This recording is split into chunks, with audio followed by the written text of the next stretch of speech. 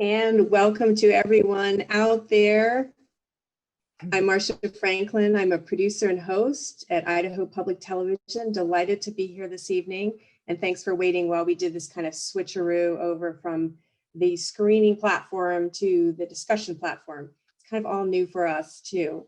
Before we get going, just a reminder that similar to when you were watching the film, if you have any questions or comments, please type them in the chat box to the right side of your screen, and somebody will field those questions over to me and we'll get as many of them answered as possible. And one other note, no, I do not normally have a wood stove in my home. I am in beautiful Grangeville, Idaho, which is in north central Idaho. And so if there's any kind of like little bobble in the connection here, I'll jump off and jump on again. It's a brave new world. Thanks for bearing with me. You know, I'm a bit of a pack rat, and it kind of drives my mom crazy sometimes. Hi, Mom. I think you're on all the way from Washington, D.C. But sometimes it pays off. And one of the things I found recently was my voter registration card from my very first election. And I covered up the date here, but let's just say it was more than 40 years ago. But obviously, if I saved this voter registration stub from more than 40 years ago, voting was important to me. Even then, it was exciting. It was cool. And yet I knew little about how that was gotten or guaranteed for me. Pretty sad. So I was excited, but I really didn't know the history behind it. And I certainly did not know the history that you saw in this wonderful documentary. It's completely unknown to me how the West was first in women's suffrage. And I'm going to guess if we took a vote in the country, most people would not know that fact either. And, you know, I had the distinct honor of conducting some of the interviews for this documentary. I know firsthand how hard a story this was to tell. As important as a story is, this little documentation, very few visuals, and you know, documentation, the two kind of go together. So it's a really hard story to put together, but my colleague, Jenny Sue Weltner and Andy Lawless did an awesome job of it. And I think as you saw, they not only dealt with the facts, but they dealt with the character of the story. Anything else, 25 minutes to tell a big story is not a lot of time. That's why we're here tonight. We're going to extend the discussion. You're all here with us. There's just a stellar panel with us. And yes, we all are women, which is great in and of itself. Let me introduce them first, and then we'll do a little round robin. I'll do some questions. And then, as I said, open it up to your questions and comments. First, we're joined by my colleague, Jenny Sue Weltner. Jenny Sue is an Emmy Award-winning independent producer. She has her own company, and she really is a big part of the brain trust behind Idaho Experience. She helped get it off the ground and keep it rolling. And so you've seen some of her other documentaries prior to this, and it's been wonderful working with Jenny Sue. We're also joined by somebody who may be familiar to many of you, Senator Cherie Buckner Webb, who represents Boise in the legislature. She has served 3 terms in the Idaho Senate and a term in the Idaho House, and she's about to retire. So then she can really be open about her opinions. No, just kidding. She normally is anyway, and we're going to hear from her tonight. You saw her in the documentary. You're beautiful singing. The documentary is awesome. So and Cherie's also a Boise native, and is this state's first elected African-American legislator, which is a whole other story, you know. And then we're also joined by Professor Rebecca Schofield.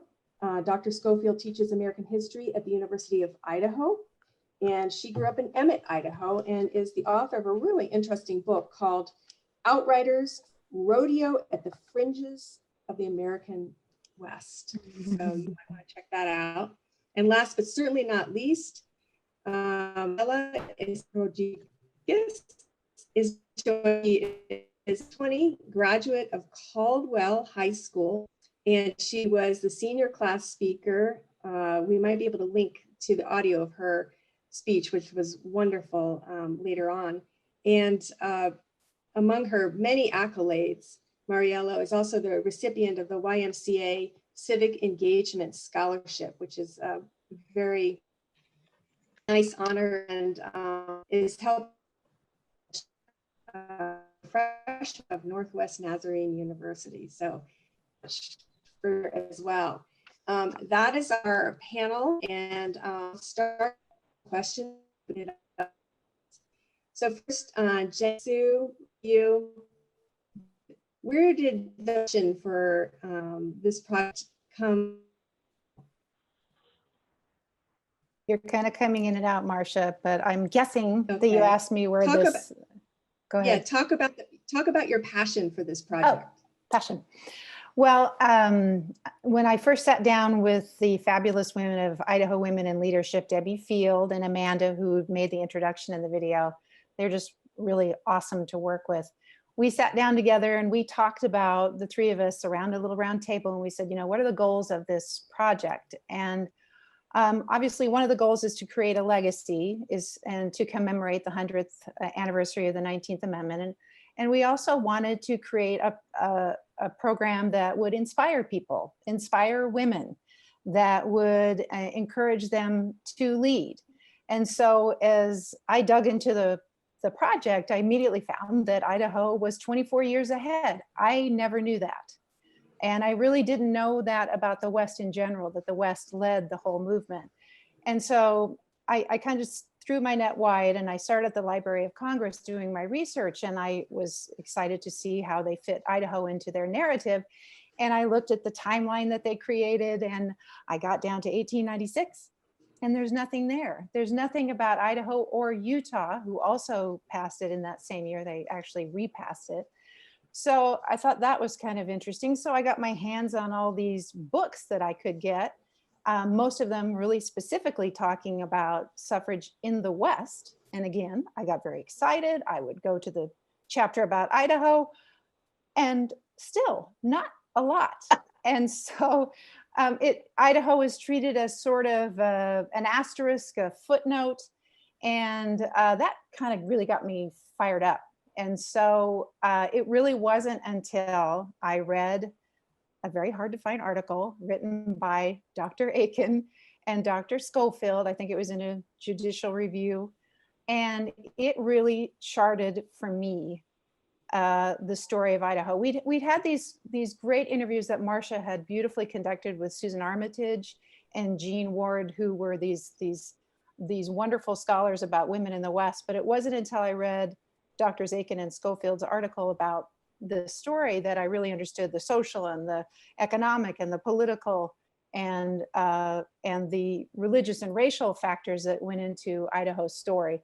So one thing I would say is that this is the tip of the iceberg. You know, we packed a lot into 24 minutes, and that means we left a lot on the cutting room floor. And so we could do a whole documentary about the role of the Mormon Church in pushing forward suffrage in both Idaho and Utah.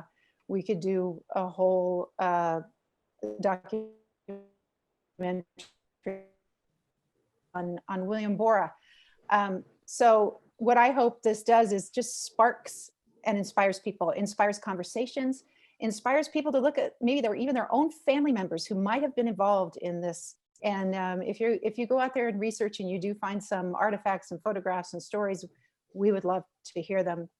So would the state archives. So I hope that it inspires a conversation about not just the past, but really more importantly, about the future. Wonderful. Thank you so much. And I understand I might be cutting out a little bit, so I'll keep it brief. Professor Schofield, why is this story not better known in the country? Yeah, I think that's a really great question. I think, you know, being from Idaho, and I left Idaho for a little bit, and I'm glad to be back. I think that nationally, Idaho is overlooked in a lot of ways, in terms of a lot of national narratives that we don't really get due credit and are seen as sort of, as Jenny said, an asterisk. And I think partly because historians tend to like to tell really neat stories sometimes. And when you go to write a big, book about the West, you want to tell stories about, these states together, these states together, these states together. They all went in the same way. They all had the same types of campaigns. And Idaho was sort of an anomaly, and really didn't fit into those neat narratives. And for people who aren't dedicated to the study of Idaho, it was much easier to just say, oh, and Idaho, than to dedicate an entire chapter delving into pretty difficult to document stories.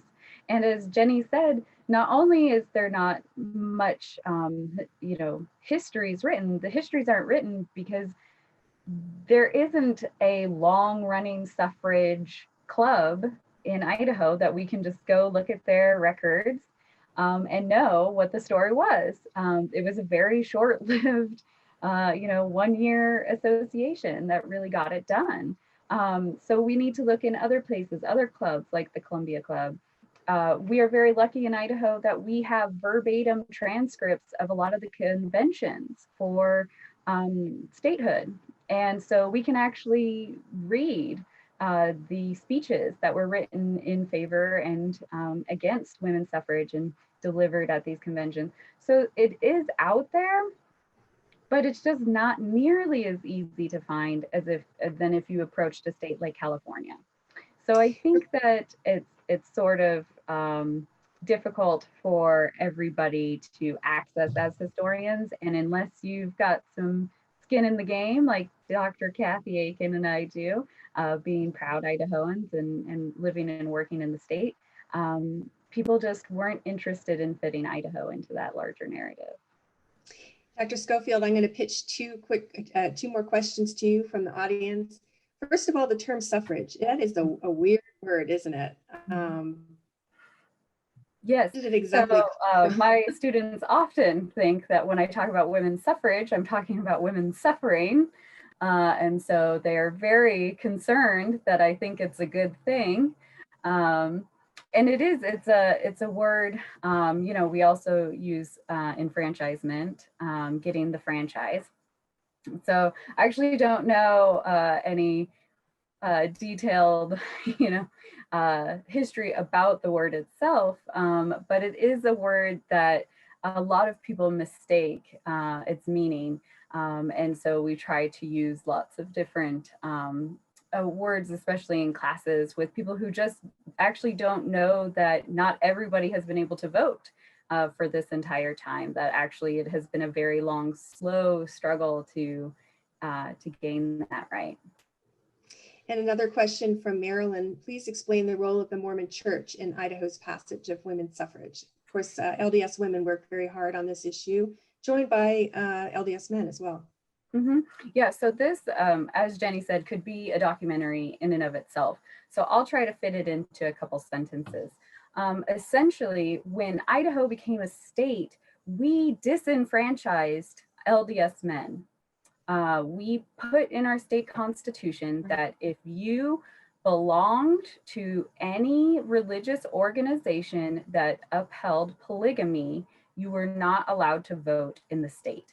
Now, very quickly after Idaho enters the Union as a state, the LDS Church changes its stance on polygamy, and LDS men are very quickly enfranchised. However, that statute stays on the books until I believe the 1980s. And even when it's overturned, a pretty large segment of Idaho's population voted to keep it on the books. So the members of the LDS Church knew what it felt like to be disenfranchised and to be stripped of their political stance. So when it came time to pass women's suffrage, many LDS men worked very hard to enfranchise women because they knew that that would help grow their power in the state and really make them power players in a state that was often, run by people who had vested interests in things like mining, extractive industries like lumber, and then it could really give them a foothold politically in the state. And so they worked very hard on that. Thank you so much. Senator Cherie Buckner Webb, I'm going to go right in and address, ask you those mountains you were singing about at the end. Talk about the mountains that are left to go around, go over. We saw today Democratic candidate for president choose as a running mate an African-American woman. Is the arc starting to bend? Do you think the promise may be realized of enfranchisement? I think we've got a long way to go, but this is a nice start. She's a very erudite, accomplished, educated. I mean, she's a powerhouse. People on both sides of the aisle talk about her, and I'm delighted. I was a little nervous when he first said he was looking for a Black woman. I thought that was going to be the death knell, but lo and behold, she's there and she's alongside him, and she was his former opponent. I hope this is just another step, because the steps have been so minuscule and it's taken so long to see Black men and women get their just dues. And I mean, we got to think about this. In the cradle of civilization, 1,000,000 years ago, Black women had power, passion, and purpose. This is not a new thing. We've been doing this a long, long time. And if you think about it, distant civilizations, men and women worked side by side. Women ruled, women prospered, women brought civilization, women made it through the Middle Passage. Those Black women made it. They made it. They survived. They've taught those lessons to children. Even today, I'm teaching it to my own. Just a little funny story. I was telling my granddaughter about doing this today, and she said, well, how did it feel to get suffrage? She thinks I'm an old broad. Let me tell you, I kept saying, oh, wait, let's go back here. But I'm saying those lessons have to be taught to every young woman that comes about. And I mean, even my 9-year-old needs to know what suffrage is. Thank you, Dr. Schofield, because they need to know where we've been so as not to be slowed down about where we're going. Because it's not as overt as it used to be about a woman's place, but there's so many subtle things that can serve to derail us. And particularly with women of color, it's a whole nother thing. Women of a certain age, I'm trying to hit every one of those. Women of a certain age, certain color, old, blah, blah, blah, blah. But I'm saying particularly women need to unite with one another, and we've been doing a good job of that. And when you ask about why people didn't hear about things in Idaho, even though our numbers were small, folks didn't find it really very lucrative to write very much about women. Women weren't a big topic. We were an also, or an asterisk, as you say. So I am hoping this is a great symbol of what's yet to come. What's your sense when you read the history? I mean, it's quite obvious that many suffragists, women and men in America, racist, they had prejudice. How do you square that circle, or whatever the I'm sorry, you're cutting out a little bit. Can somebody else help me? Did you get all of that? Can't hear you, Jeannie. Jenny? How do you square the fact that some of those women were using racism they were marginalizing immigrants and Black men and women? How do you square that? I think that was. I don't think it's up to me to square it. It's a fact.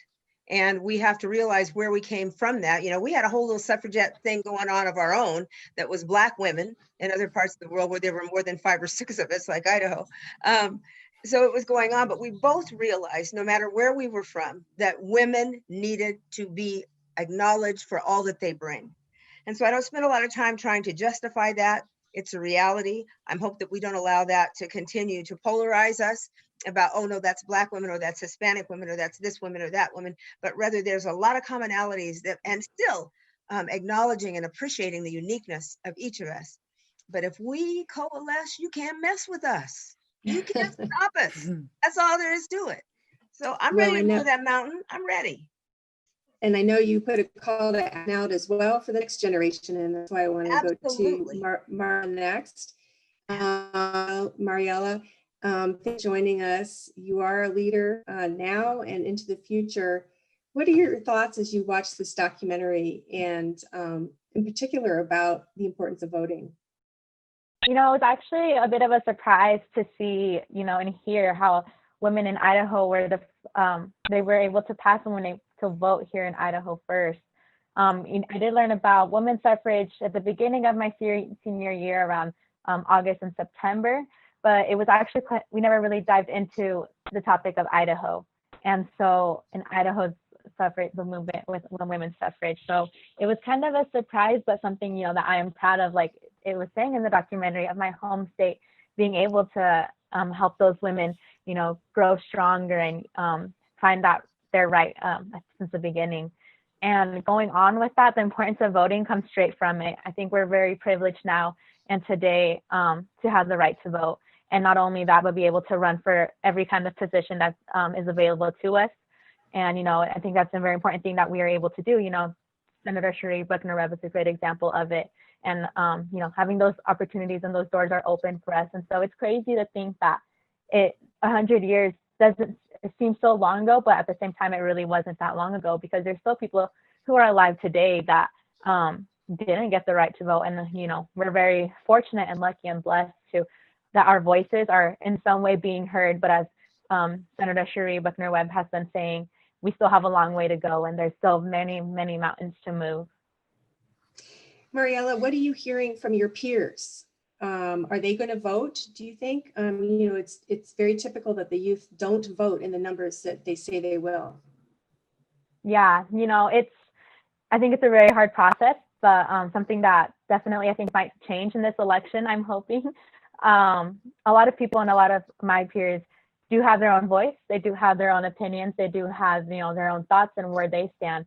And I think definitely it's a very smart move to be able to take government your senior year, because you're able to understand and, you know, more of why you choose those decisions, not why you're following, you know, what your parents think or what your other family members think. So it's definitely a really good thing to be able to educate yourself and know where you stand on that.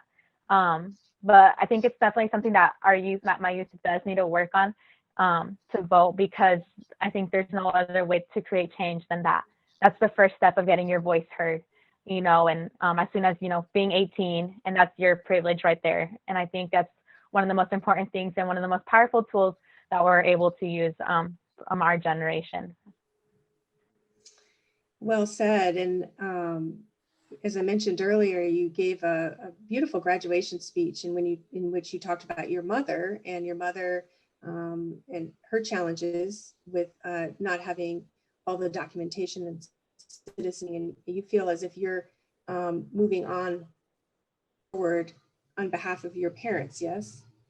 Yes, definitely. I think it's one of the most important things for me is being able to help the underrepresented people and people who can't use their rights to vote, or people who don't have the right to vote, or people who can't get their voices heard as much. And I think definitely something, you know, being a citizen of the United States, being able to speak English, know, you know, where the city council building is, where the Idaho Capitol is, different resources, you know, is something that is going to be able to help people a long way.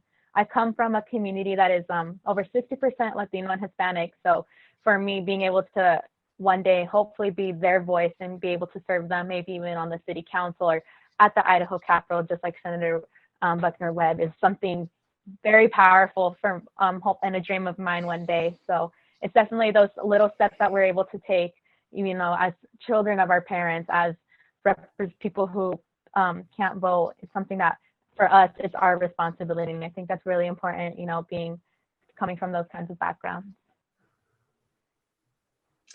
Thank you. Cherie, were you about to jump in there? I think you might be muted. I was trying not to. She got me so excited. But one of the things I want us to remember, yes, we've got suffrage and we have the right to vote, but we've got to make sure that we maintain that right to vote, because in lots of ways, our right to vote is being undermined by gerrymandering, by who can get to the polls. How are we going to vote, by mail or by what hook or crook? We must continue to vote. Yes, definitely. Dennis, I wanted to circle around back to you. we've talked a little bit about the challenges of doing a documentary like this, you know, where there isn't a lot of documentation, paper trail. What was something super cool that you discovered? I know the Emma Edwards Green story, you really more than anyone. So is that one of the things that was just a bright star for you? Yeah, totally. I had been kind of looking at her because she was the only woman to create a state seal. And if you look at seals across the United States, it's really one of only two that actually features a man and a woman. I think Hawaii's, which came much later, features it too. But I had called Lace Johnson at the archives, and I can't say enough about how awesome the archive people are, and said, you know, I'm interested in learning about Emma Edwards and what her role in suffrage was. And I said, could you just do a little bit of research for me? And she said, yeah, okay. And then a week later, she calls me and she says, you are never going to guess what we found out. So they had dug into the archives because somebody asked, and found that little envelope. Nobody knew that. I mean, I'm sure Mariella learned about Emma Edwards maybe in 4th grade, but you didn't learn that story. You didn't learn how a woman was not going to let one moment in her life define the rest of her life. And I think a lot of women can relate to that she was able to totally reinvent herself. She came to a new state. She was actually on her way to New York City. She was never going to stay in Boise. That was the story. And then she came to Boise, and as it does for so many people, it charmed her, and people welcomed her and embraced her art. And so I love that story. I love all the stories, but I really do love the story of Emma. That is so cool when you find that little envelope, or, yes, you know, a voting card or whatever, you know, it's the little piece of history. Mm-hmm. Dr. Schofield, do you think that, let's be honest here, would Idaho have had suffrage as early as it did if that free silver question hadn't been on the ballot?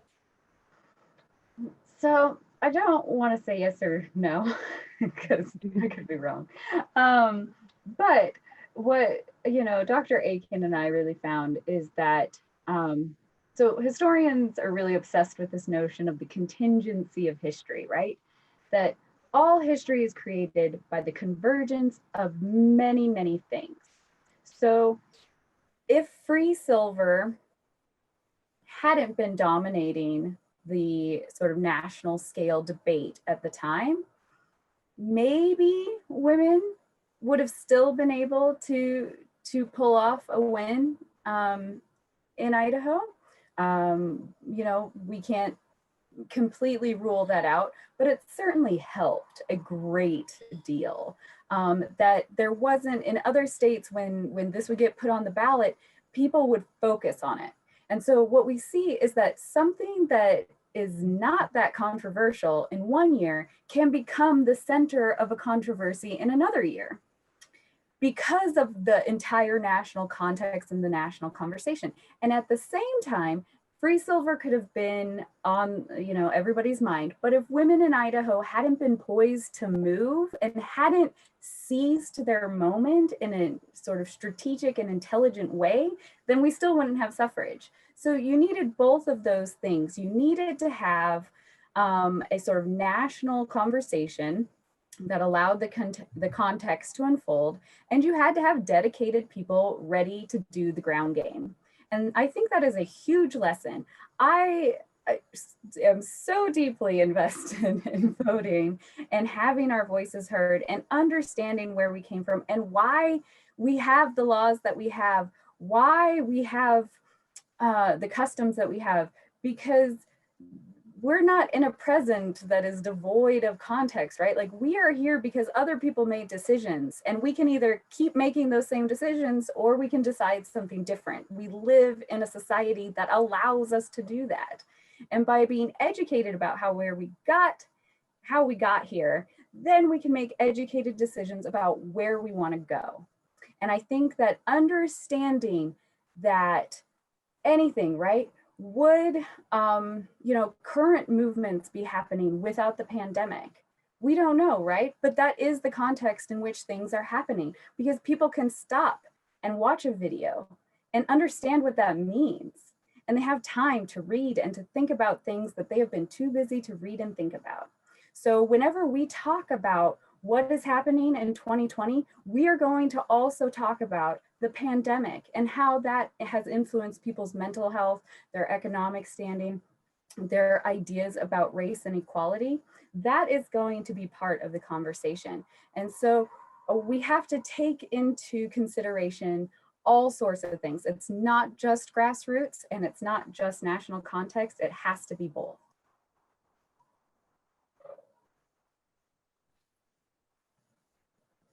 So sorry about that. We're going to wrap up soon, but I do have a question for Senator Buckner Webb, and this is from Randy and Rebecca. Senator Buckner Webb, they ask, how do we move forward in women's rights in Idaho when we have women who are serving in office that seem to be working against forward progression? Well, I have to say that oftentimes what seems bass-ackwards to me, they think is moving forward. I mean, I said bass-ackwards. That's the way I said it. But what I want to say is the thing that we must do is continue to try to influence, if not to run ourselves, but influence our circle of influence to see the light. I mean, we can't spend all of our time looking at that naysayer. We've got to get a collective of folks that can progressively and positively and definitively move the issue that's important to us forward. We don't have the latitude to sit and bitch about them. We've got to get up on our feet and out of our seat or on our phone or on whatever it takes. I get a little excited about this go, Rebecca. Can I just say too, that it's always been women who have led anti-feminist movements. Say it. So this is not a new thing, and we need to come together and move forward, because as Sheree was so beautifully saying, we can't get bogged down in who is saying what. We can only say what our truths are and work to make it happen. And Mariela, I saw you nod your head. I want to ask you to start here. What's for you? I know that you're starting NNU, and I'm interested in melding social work with political activism. Yes, can you repeat the first part of your question again, Marsha? I'm sorry, you kind of cut out. Yeah, just tell us what's next for you. Oh, okay, perfect, thank you. So I do plan on majoring in social work and want to include a bit of political activism, like you said. And also, you know, with that, I hope to be able to be a director of nonprofit organizations that help inspire and lead and empower young women around different communities in Idaho, and then hopefully, you know, make it grow larger and larger. With that, you know, like I mentioned earlier, helping to serve my community is my biggest, I think, responsibility for me, and my biggest like empowerment for myself, and what makes me the leader I think that I am. And so I've been doing a lot of community service lately throughout senior year, and helping out local elementary schools here in my hometown. So going to NNU, which is only 30 minutes away from home, is one of the greatest options for me, and no way of another better fit, because, you know, I'm able to come home when I need to. I'm able to go and help do community service still, and be able to be that example and that leader and that role model in college as well to those younger students and younger female students. So that's definitely something, you know, that I want to continue to do. And like I mentioned earlier as well, help the people who are underrepresented in my community and around different parts of Idaho who their voices aren't heard enough, and who isn't loud enough. And so, you know, being able to start small, start locally, because I think that's where politics starts, is locally. You know, voting for people into your city council, being able to run in your city council, being able to, you know, vote for people at the Idaho Capitol and who you want to represent you in Washington, D.C. You know, we have a really big election coming up with Paulette Jordan. And that's just something that for me, she's very inspiring, you know, and to be at that position, to be able to, you know, keep pushing, because, you know, seeing her last election, you know, running for governor, I was rooting for her then. And at that moment, at that time, I couldn't vote yet. So I turned to my sister to, you know, to vote for me and go vote. You know, it's more important to vote here in the state than, you know, and even voting for like the president. It's more important to do locally. Locally is what matters the most, because that's where your voice gets heard the most. And so I think definitely seeing her, you know, keep pushing and running to be at Washington, D.C. is something that is incredible to be seeing. So hopefully, will continue to be a great role model for other young women, and one day I will as well. I know you will. I know you Yes. will. And Jenny Sue, as we close, Jenny Sue, it must make you feel really encouraged to hear that. Yes. And there is going to be educational material, yes, that's going to be designed for this documentary. Yeah, I think one of the greatest things that Idaho Public Television does is they work with teachers and build a curriculum around this. So as a legacy project, that's partly the thing that I'm most excited about, is that this will be taught in schools. Yeah. Mhm. Nice. Well, wonderful. It went so quickly. I want to thank everyone tonight for being here, everyone watching, and then also our panelists, Jenny Sue Weltner, Senator Cherie Buckner-Webb, Professor Schofield, Mariela Esquivel Rodriguez. And I wanted to let you know that the broadcast premiere of Ahead of Her Time is this Thursday, August 13th at 8:30 on Idaho Public Television. Tell a friend, tell two friends. And then, as we mentioned, we'll have some curriculum designed around this documentary that will be on the PBS Learning Media service for free.